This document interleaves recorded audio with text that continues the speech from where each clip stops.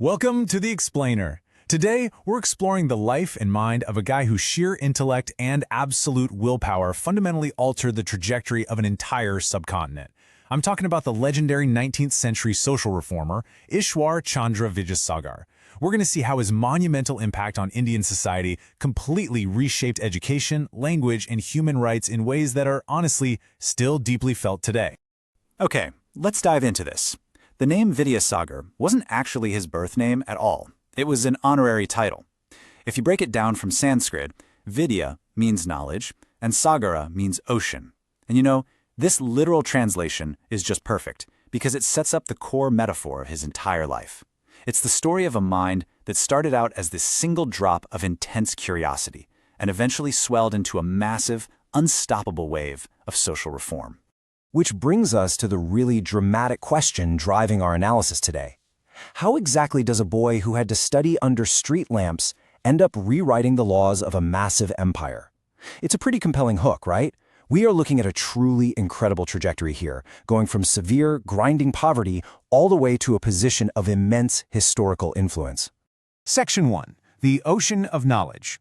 So let's start right at the beginning.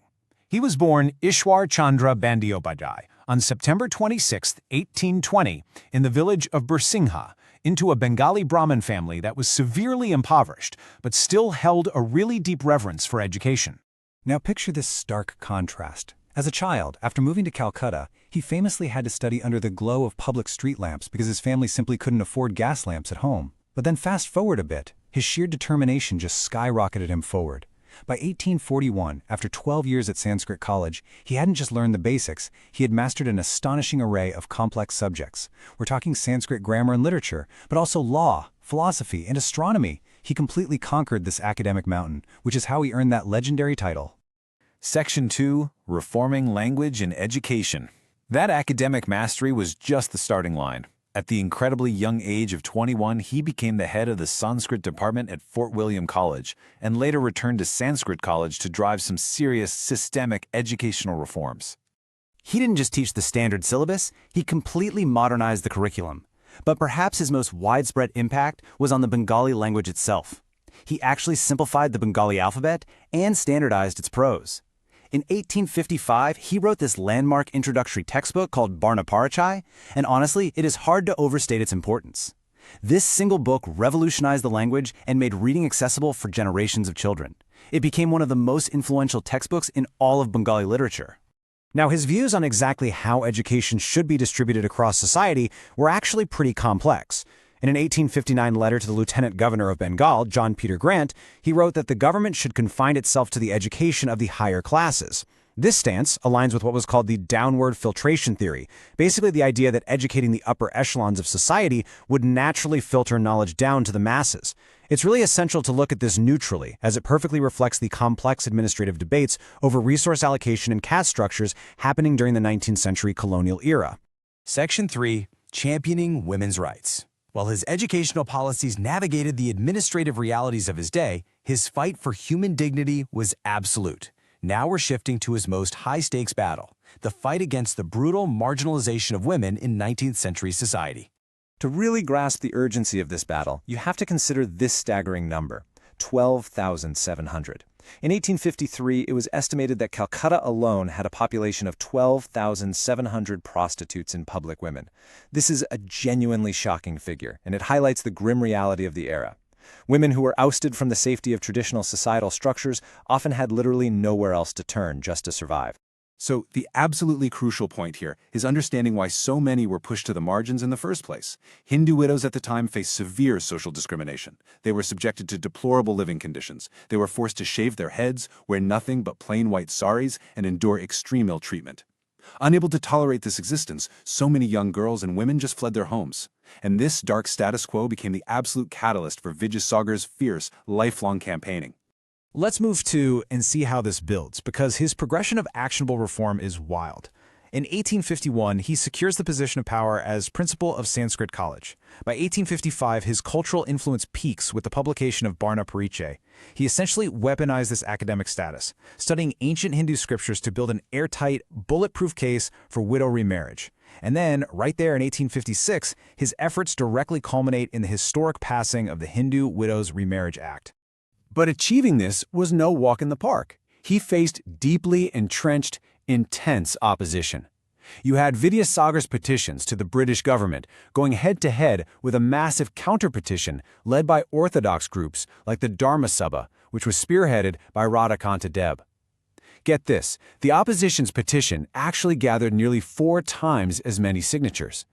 But despite that overwhelming orthodox resistance, the arguments laid out by Vidyasagar were so compelling that Lord Dalhousie personally finalized the bill and made it law. Section 4. The Compassionate Humanitarian. Beyond the legal and academic battles, who was Vidyasagar as a person? Let's take a look at his later life and his deep commitment to humanitarian work that transcended caste, gender, and religion. His immense personal generosity was truly striking. He would regularly donate a huge chunk of his own income to poor students. But even more fascinating is the time he spent in Karmartar, a hamlet in present-day Jharkhand. He lived there for over 18 years in a house he called Nandan Kanan. And from there, he opened a girls' school, he ran a night school for adults, and he even operated a completely free homeopathy clinic for the local underprivileged Santhal tribe. He literally brought his philosophy of care right to his own front door. This deep well of compassion is beautifully captured in this famous meeting he had with the mystic Ramakrishna. Despite coming from totally different educational backgrounds, they shared a profound mutual respect. When Ramakrishna praised Vidyasagar as the sea of wisdom, Vidyasagar jokingly replied that Ramakrishna should have collected some salty water from that sea. And Ramakrishna replied so beautifully, saying, "The water of the general sea might be salty, but not the water of the sea of wisdom." It's just a wonderful micro-story that grounds his massive intellect in human warmth, humor, and true humility.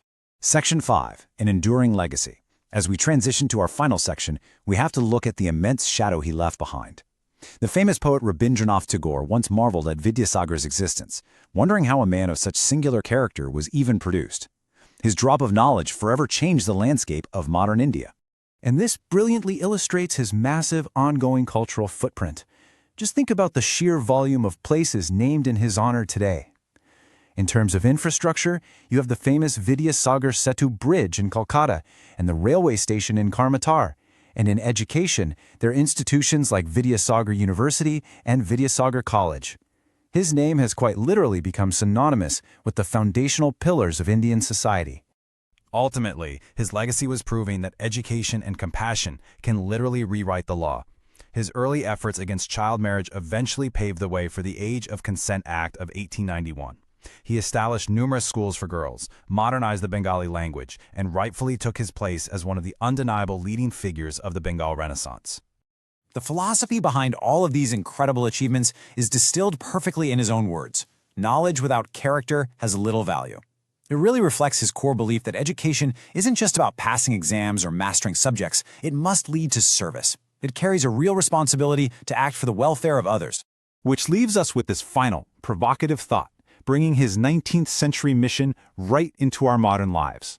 How are you applying your own knowledge to serve humanity today? It's a challenge to all of us, really, to ensure our learning translates into meaningful action. Thank you so much for joining me on this explainer. I hope this dive into the ocean of knowledge inspires you to make your own ripples in the world.